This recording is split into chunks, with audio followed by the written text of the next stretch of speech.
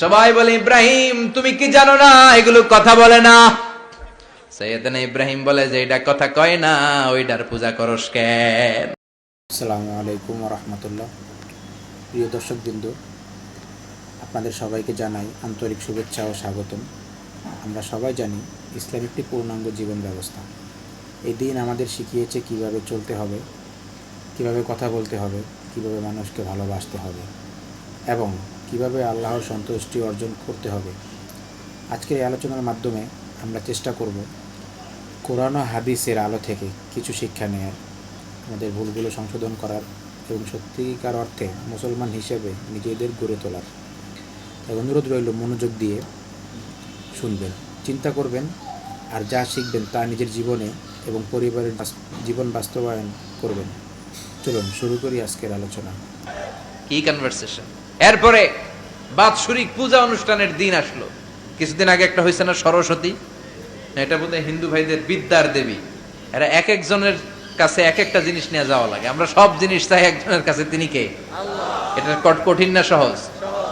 বিদ্যার জন্য ওই মন্দিরে, সৌন্দর্যের জন্য এই মন্দিরে, খাদ্যের জন্য দুর্গার কাছে। ঝামেলা না? আমরা সব কিছুর জন্য একজনের কাছে যাই, তিনি কে? আল্লাহ। বাৎসরিক পূজা অনুষ্ঠানে সবাই ইব্রাহিমরে ধরছে, ইব্রাহিম চল আমরা পূজা দিতে যাব। সাইয়েদনা ইব্রাহিম ফানাযারা নাযরাতান ফিন নুজুম, তাকালেন আকাশে আর বললেন ইন্নী সাকিম, আমি যেতে পারবো না, অসুস্থ। আমি কি আসলে সুস্থ ছিলেন? তো অসুস্থ বললেন কেন? কারণ অসুস্থতা দুই ধরনের, চিল্লায় বলেন। একটা শারীরিক আর একটা। সাইয়েদনা ইব্রাহিম মানসিকভাবে প্রচন্ড বিপর্যস্ত ছিলেন, অসুস্থ ছিলেন। এর কারণ গোটা উম্মাত মূর্তির পূজা করে, এই দৃশ্য দেখে কোন নবী মানসিকভাবে সুস্থ থাকতে পারে না। উনি বললেন আমি অসুস্থ, তোমরা যাও।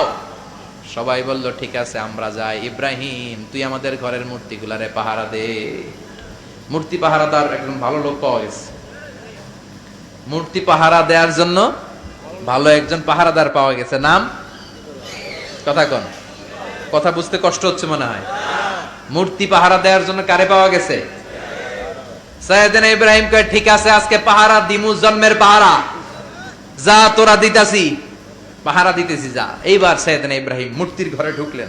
দেখেন কি সুন্দর কথোপকথন আল্লাহ তুলে ধরলেন। আল্লাহু আকবার। মূর্তির ঘরে, দেবীর ঘরে ঢুকে উনি ঘুরে ঘুরে তাকায়, দেখে একটা এমনি হাত আর একটা ব্যাগ করে 14-15টা হাত নিয়ে তাকায় আছে। উনি সবগুলার সামনে এভাবে তাকায় আছে, দেখে এক একটা চেহারা। একটা হাতির গণেশ স্টাইলের, আর একটা এরকম, আর একটা নারীর, আর একটা বাঘের, আর একটা তলোয়ার নিয়ে আইতাছি কোপায় ফেলাবো। আছে না নাই? সবগুলোর সামনে যায়, যে যে দেখে আর অবাক হয় কত ধরনের খোদার কাছে এরা কত কিছু চায়। আর যে দেখে প্রত্যেকটার সামনে ডেজার্টস আইটেম, মিষ্টান্ন। এক একটার সামনে রসমালাই, এক একটার সামনে কালো জাম, লাল জাম, রসগোল্লা, চামচাম, দুধ মালাই, মালাই চপ। আছে না নাই? জিব্বায় পানি চলে আসছে নাকি? তো সাইয়েদনা ইব্রাহিম অবাক, কি রে এত মূর্তি, এত ডিজাইন, এত ভাবে এরা অঙ্গভঙ্গি করে আছে, এত খাবার দেয়া, খায় না কেন? সাইয়েদনা ইব্রাহিম ভাবলেন মনে হয় নাগাল পাই না, আমি একটু তুল্লা ধরি।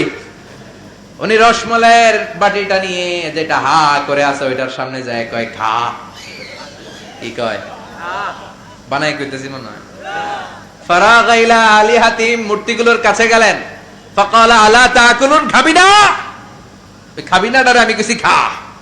কোরআন থেকে বলছে, ঠিক কি না? উনি ভাবলেন ওরা হয়তো খেতে পারে না, নাগাল পাচ্ছে না, কিংবা আমারে দেখে লজ্জা পাচ্ছে। নিজ থেকে রসমালাইয়ের বাটি তুলে ধরলেন। উনি বললেন খা, আর ওগুলা কয় হা। হা করে রয়েছে, নরেও না সরেও না। উনি মুখের সামনে তুলে ধরে বললেন আলা তাকুলুন, খা। সবগুলার সামনে গেলেন, খা খা। কেউ খায় না, ওগুলো হা করে আছে। সাইয়েদনা ইব্রাহিম বললেন খা। কেউ কথা কয় না। উনি বললেন খাবি না কেন? তাইলে কথা ক। এই যে কষ্ট করে উড়াইলি, মুখের সামনে দিলাম, খাবি না কেন? কথা বল। আলা তাকুলুন, খাবি না কেন? কথা বল। মালাকুম লা তাতাকাল্লামুন, খাবি না কেন? মালাকুম লা তানতিকুন, হয় খা নয় কথা ক। বলতেই লাগলেন খা খা। প্রত্যেকটা মূর্তির সামনে গেলেন, খা। ওগুলা করে আছে হা, কোনো কথা কয় না। কয় কেন খাবি না? তাহলে কথা ক। খায়ও না, কথাও কয় না। আপনার ছেলে বায়না ধরছে, আব্বা চানাচুর খাম। কি খাম? চানাচুর কিনে দিলেন, এই নে চানাচুর। এখন চানাচুর খায় না। কিরে বাপ খাবি না কেন? কথাও কয় না, খায়ও না, কথাও কয় না। এখন বাকি আছে কোনটা? কথা কর। ফারাগা আলাইহিম দারবাম বিল ইয়ামিন, ডান হাতে কোপানো শুরু করলেন। ইচ্ছা মতো ঘুষি কিল মারতে মারতে মূর্তিগুলার সাইজ। ফারাগা আলাইহিম দারবাম বিল ইয়ামিন, এক একটা নবীর হাতে জান্নাতি শক্তি দিয়েছে কে? খা নাইলে কথা ক, খায় না, কথাও কয় না, বাকি আছে। মায়ের মারতে শুরু করলেন, মারতে মারতে সব শেষ। তারপরে খুঁজে পেলেন একটা কুড়াল। কি পাইলেন?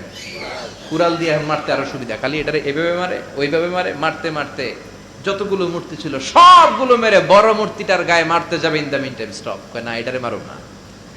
ফাজআলাহুম জুদাদান, সবগুলারে টুকরা টুকরা, ইল্লা কাবীর আল্লাহুম, বড়টা ছাড়া ওইটারে রেখে দিলেন। আর বুদ্ধি করে কুড়ালটারে বড়টার কাঁধে ঝুলাইয়া দিলে, বড় মূর্তিটার কাঁধের মধ্যে ঝুলাইয়া দিলেন। ঘটনাটা সুন্দর হয়েছে না? এখন কেমন যেন মনে হয় এটা কোপাইয়া দাঁড়া রয়েছে বাপের বেটার মধ্যে।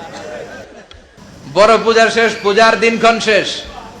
বিকেল বেলা পূজা মণ্ডপ থেকে সব এসে দেখে সর্বনাশ। পাহারাদার ইব্রাহিম কই? আনতা ফাআলতা হাযা বিআলিহাতিনা ইয়া ইব্রাহিম। ইব্রাহিম, সর্বনাশ কে কইছে? তুই কইছস নি? কই আইনো, বড়টাই কইছে, ওইটারে জিজ্ঞেস করো। বাল ফাআলাহু কাবীরুহুম হাযা ফাসআলুহুম ইন কানু ইয়ানতিকুন। কোরআন থেকে বলছি, আমি করি নাই। ওই দেখ কুড়ালটা কার কান্দে? বড়টার কান্দে, ওইটারে জিগা। সবাইকে খাইছে। সবাই বলে ইব্রাহিম তুমি কি জানো না এগুলো কথা বলে না? সাইয়েদনা ইব্রাহিম বলে যে এটা কথা কয় না, ওইটার পূজা করস কেন? যেটা কথা বলে না, যেটা নিজেরাই নিজেদেরকে মায়ের থেকে বাঁচাতে পারে না, নিজেরাই নিজেদেরকে রক্ষা করতে পারে না, তোরে কিভাবে রক্ষা করবে? এগুলোর পূজা কেন করিস? ফাবুহিতাল্লাযী কাফার, কারো কোনো জবাব নাই, লা জবাব। সবাইকে ইব্রাহিম তুই বড্ড বেড়ে গিয়েছিস, তোরে নমরুদের কাছে নেওয়া হবে, রশি দিয়ে পেঁচিয়ে নমরুদের কাছে নেওয়া হলো। নমরুদের নাম শুনছেন? শোনেন নাই বোধহয়? শোনেন নাই? পৃথিবীতে 4 জন বাদশা ছিল, যারা গোটা বিশ্বের বাদশা। গোটা বিশ্বের 2 জন কাফের, 2 জন মুমিন। মুসলমানের একজন হচ্ছে যুলকারনাইন, আরেকজন হচ্ছে সাইয়েদনা সুলাইমান। কাফেরের একজন হচ্ছে বখতনাসার, আরেকজন হচ্ছে নমরুদ। এই নমরুদের কাছে নিয়ে যাওয়া হলো রশি দিয়ে বেঁধে। এবার নমরুদের সাথে কি ডায়ালগ মারছে এটা তো আর কোরআনে নাই। কথা কও, এটাও আছে? নমরুদ বলে ইব্রাহিম, শুনলাম তুমি নাকি আমাদের খোদাগুলোরে মারছো, তুমি নাকি কোন আল্লাহর ইবাদত করো, তুমি নাকি কোন নতুন রবের তথ্য নিয়ে আমাদের বাবেল নগরীতে আগমন করেছো। আমি ছাড়া কোনো খোদা আছে বলে তো আমি শুনি নাই। এই বাবেল নগরীতে আমি ছাড়া কোনো খোদা আছে আজকে নতুন শুনলাম। কে তোমার খোদা? কি তার পাওয়া? এবার ডায়ালগ মারা শুরু করলেন সাইয়েদনা ইব্রাহিম। সাইয়েদনা ইব্রাহিম বললেন, রব্বি আল্লাযী ইউহয়ী ওয়া ইউমীত। আমার রব এমন রব যিনি জীবন দেয় আবার মরণও দেয়। জীবন দেয় কে? মরণ দেয় কে? নমরুদ বলে, তাই তোমার আল্লাহ জীবন দেয় মরণ দেয়? আনা উহয়ী ওয়া উমীত। এবার নমরুদ ডায়ালগ মারতেছে, খালি ডায়ালগ।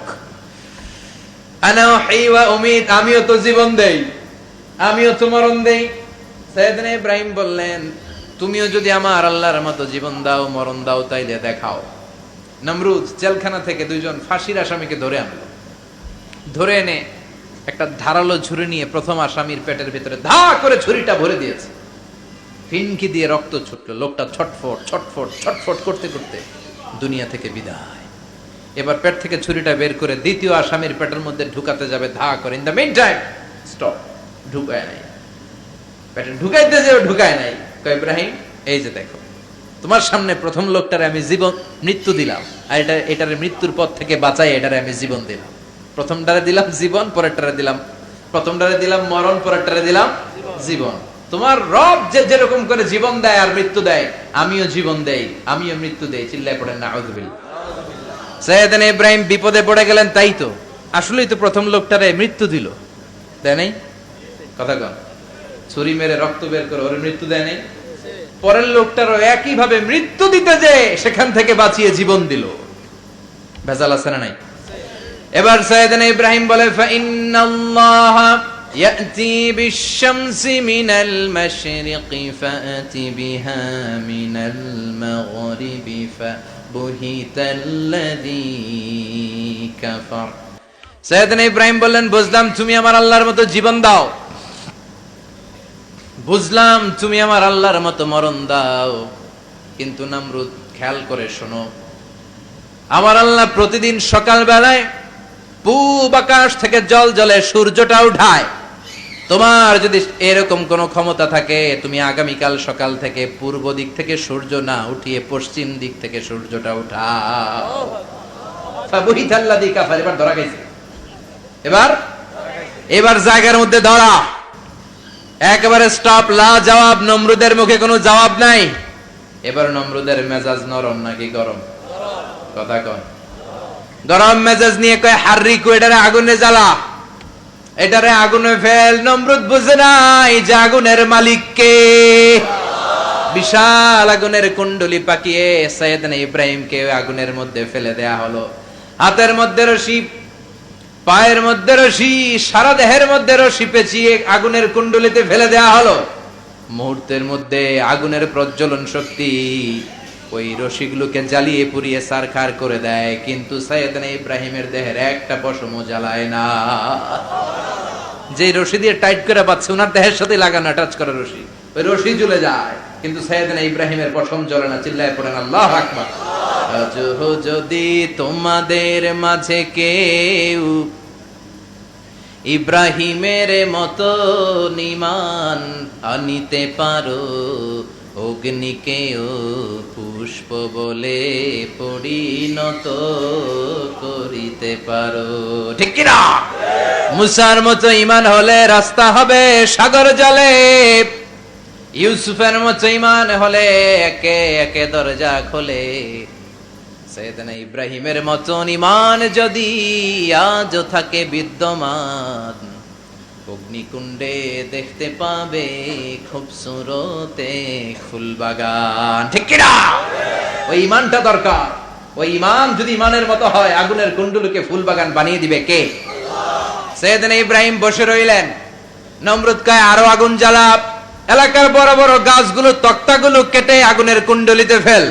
তক্তা লাকড়িগুলো আগুনের কুণ্ডলিতে ফেলা মাত্র দাউ দাউ করে লাকড়িগুলোকে, তক্তাগুলোকে আগুন জ্বালিয়ে দেয়, কিন্তু সাইয়েদনা ইব্রাহিমকে জ্বালায় না। সুবহানাল্লাহ। আগুনের মালিক কে? ওই আল্লাহ আজও আছে না নাই? তিনি আগুনরে অর্ডার করলেন, সৃষ্টির শুরু থেকে তোকে একটা ধর্ম দিয়েছি, সব জ্বালিয়ে দেয়া, পুড়িয়ে দেয়া, আজকে কয়েকদিনের জন্য তোর ধর্মটাকে আমি স্টপ করে দিলাম। চিল্লায় পড়েন আল্লাহু আকবার। কুলনা ইয়া নারু কুনি বারদান ওয়া সালামান আলা ইব্রাহিম। আল্লাহ বললেন, আগুন খবরদার, আমার ইব্রাহিমের গায়ের যেন পশম না পুড়ে যায়, কারণ ইব্রাহিমের সন্তান হবে ইসমাইল, আর ওই ইসমাইলের বংশে আমি পাঠাবো আখিরি জামানার পয়গাম্বার। ইব্রাহিমের জন্য কিছু না হয়, কোন বারদা, ঠান্ডা হয়ে যা, কি হয়ে যা, কিন্তু এত বেশি ঠান্ডা হবি না যাতে ইব্রাহিমের সর্দি না লেগে যায়। সুবহানাল্লাহ।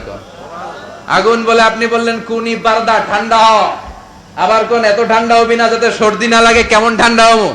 আল্লাহ বললেন, সালামান আলা ইব্রাহিম, সালাম হয়ে যা, শান্তির গুলবাগিচা হয়ে যা, এয়ার কন্ডিশন নাতি শীতুষ্ণ হয়ে যা। চিল্লায় পড়েন আল্লাহু আকবার। 40 দিন ছিলেন এই আগুনের কুণ্ডলিতে, কিচ্ছু হয় না। সুবহানাল্লাহ পড়বেন না? শেষ জীবনে উনি ওনার নাতি পুতিদের সাথে গল্পের সময় বলতেন যে আমার জীবনে সবচেয়ে আরামদায়ক সময় কাটিয়েছি আমি ইব্রাহিমের আগুনের, নমরুদের আগুনের কুণ্ডলির ভেতরে থেকে। চিল্লায় এখন সুবহানাল্লাহ। তার মানে পুরো আগুনের কুণ্ডলির গুলবাগিচা বানিয়ে দিয়েছে কে? ওনার জীবনের শ্রেষ্ঠ সময় নাকি এটা? সবচেয়ে আরামসে নাকি কাটিয়েছে এই আগুনের কুণ্ডলির ভেতরে। চিল্লায় পড়েন আল্লাহু আকবার। এবার আল্লাহ ডেকে বলেন, নমরুদ অনেক হয়েছে, আর না, অনেক চান্স তোমারে দিছি আমি, অনেক ছাড় দিছি, মাগার ছেড়ে দিব না। আল্লাহ কি দেয়? ছাড় দেয়, ছেড়ে দেয় না। মনে থাকবে? চিল্লায় বলেন তো, আল্লাহ কি দেয়? কি দেয় না? নমরুদরে এতক্ষণ ধরে কি দিছে, কিন্তু কি আল্লাহ ছেড়ে দিবে? কথা বলেন। আল্লাহ বলে, তোরে মারতে আমার কামান লাগবে না, গোলা লাগবে না, ফেরেশতা লাগবে না, তলোয়ার লাগবে না, নমরুদ তোরে মারবো আমি ল্যাংড়া মশা দিয়া। ফাআরসালাল্লাহু তাআলা বাউদা, আল বাউদাতু জুনদুম মিন জুনুদিল্লাহ। এই মশাগুলো আল্লাহর সৈনিক। কথা কন, এই মাছিগুলো আল্লাহর সৈনিক, এই সাপ আর ব্যাঙগুলো আল্লাহর সৈনিক, এই বাতাস আল্লাহর সৈনিক, এই মাটি আল্লাহর সৈনিক। মাটি যদি কাঁপাকাঁপি শুরু করে বসে থাকা যাবে? কথা কন। ভূমিকম্প হইলে সব দৌড়াদৌড়ি আছে না নাই? আগুন লাগলে দুর্ঘটনা আছে না নাই? বাতাস যদি 70 থেকে 80 কিলোমিটার বেগে ছুটে আসে দুর্ঘটনা আছে না নাই? ফারসালাল্লাহু বাউদা, আল্লাহ একটা ল্যাংড়া মশা পাঠালেন। এই ল্যাংড়া মশা নাকের ভিতর দিয়ে ঢুকে মস্তিষ্কের মাঝখানে যে কামড়াতে শুরু করেছে। মশার কামড় খাইছেন না আপনারা? শীতকালে যখন আমরা কম্বল মোড়া দিয়ে ঘুমাই, কানের সামনে যখন পন পন শুরু করে কেমন লাগে? কি বিরক্তি লাগে না? আবার ঝেড়ে টেরে আবার শুই, আবার পন পন। তো পন পনের আওয়াজই আমাকে সহ্য হয় না। ওই মশা নাকি দিয়ে ঢুকে এদিকে কামড়া, ওই বেড়ার কেমন লাগে? কথা কন।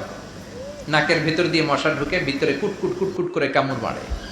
এই কামড় খাইয়া নমরুদ এবার নাচানাচি শুরু করছে। I M A disco dancer. Or dance দেখে সবাই হাসে, একেবারে I M A disco dancer. Or dance দেখে সবাই অবাক। ঘটনা কি? খোদাই লাফাইকে এতদিন ধরে সবাই নমরুদরে পূজা করতো আর বলতো নমরুদ সবচেয়ে বড় খোদা, নমরুদ সবচেয়ে। এখন খোদা কি করে? ড্যান্স দেয়। চিল্লা এখন কি দেয়? এবার নমরুদ বাঁচার জন্য মাথার মধ্যে আঘাত করে, কিন্তু মশা বের হয় না। চিল্লায় আওয়াজ করে উত্তরে বলেন, মশা ঢুকছে কার অর্ডারে? এই মশা বেরোবেও কার অর্ডারে? মাথার মধ্যে আঘাত করে ঘুষি মারে, কিল মারে, কিন্তু মশা বের হয় না। এবার আশেপাশের যারা আছে খাদেম খুদ্দাম কয়, তোরাও ঘুষি মার। খাদেম খুদ্দাম মনে মনে কয়, আজীবন অনেক মারছস, আজকে আমরা মারুম। সুযোগ পায়া কিলের উপর কিল আর ঘুষি। আজীবন অনেক কাজ করাইছিস আমাদেরকে দিয়ে, অনেক জুলুম করেছিস, আজকে সুযোগ পেয়েছে মতো মাইরা লই। খাদেম খুদ্দাম ওরাও কিল ঘুষি। ঘুষাইতে ঘুষাইতে চেহারার মানচিত্র পাল্টাই দিছে, মাকার মশা বের হয় না। এই মশা ঢুকছে কারা দেশে? কথা কন। এই মশাটা যদি বেরোতে হয় অর্ডার লাগবে একজনের। চিৎকার করে বলেন, চিনি কে? নিজেও মারে, বেরোয় না। খাদেম খুদ্দামরা মাথার মধ্যে কিল ঘুষি মারে, বেরোয় না। নমরুদ কয়, এবার আমারে জুতা মার। কি মার? আমরা পরি প্লাস্টিকের জুতা, বাটার জুতা, অ্যাপেক্সের জুতা। আগে পড়তো খরমের জুতা। খরমের জুতা বানাই কি দিয়া? কথা কন। এবার কাঠের জুতা দিয়া খাদেম খুদ্দামরা মাথার মধ্যে বাড়ি। পিটাইতে পিটাইতে মাথাটাকে ফাটিয়ে রক্তাক্ত করে জামিনের মধ্যে নমরুদরে শুইয়ে দিয়েছে। আর আল্লাহর সৈনিক সেই বাউদা মশা নাকের ভেতর থেকে শূন্যে উড়াল মেরেছে। চিল্লায় পড়েন আল্লাহু আকবার। তার মানে এত শক্তিশালী হয়েও, গোটা বিশ্বের রাজা হয়েও নমরুদের ক্ষমতা নমরুদরে বাঁচাতে পারে নাই। চিল্লায় পড়েন ঠিক কিনা? এজন্য ক্ষমতা কাউরে বাঁচাতে পারে না, দাপট কাউরে বাঁচাতে পারে না, অহংকার কাউরে বাঁচাতে পারে না, সৈন্যবাহিনী কাউরে বাঁচাতে পারে না। বাঁচাতে পারে একজন। চিৎকার করে বলতে হবে, তিনি কে? পৃথিবীতে কেউ তো স্থায়ী হয় না, ওক না সে ফেরাউন কিবা নমরুদ। কেউ ভাবে চিরদিন রয় না, কেউ ভাবে চিরকাল রয় না। পৃথিবীতে কেউ স্থায়ী হয় না। নমজে পড়ো আজ দিলে মে তোমার চরণ তলে, হৃদয় যায় নামাজ।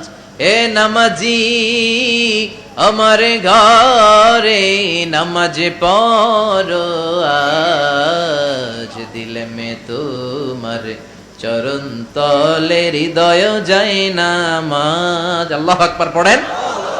তিনি দোয়া করলেন, আল্লাহ রব্বি জাআলনি মুকিমাস সালাহ। আল্লাহ আপনি আমার নামাজ কায়েমকারী বানান। কি কায়েমকারী? তার মানে নামাজ পড়লে সবাই মিলে পড়তে হবে, ঠিক কিনা? নামাজ কায়েমকারী বানান। আমার সন্তান ইসমাইলের নামাজ কায়েমকারী বানান। আমার দোয়াটা কবুল করেন। কবুল করে নিল কে? আবার বললেন, আল্লাহ মক্কার নিরাপদ বানান। কবুল করলো কে?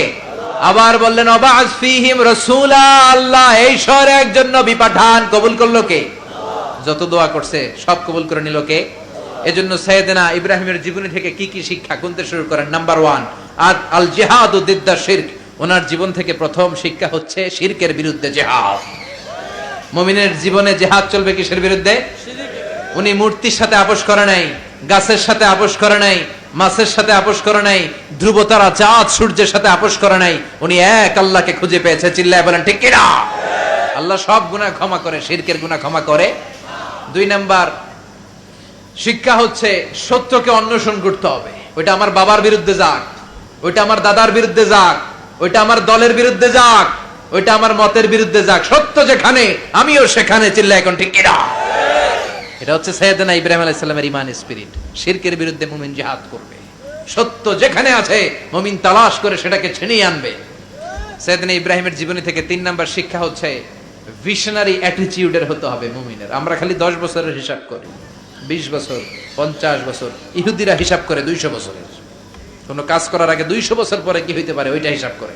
সাইয়েদনা ইব্রাহিম এরকম ভিশনারি ছিলেন, এজন্য দোয়া করেছেন রব্বানা ওয়া আসফিহিম রাসূলা।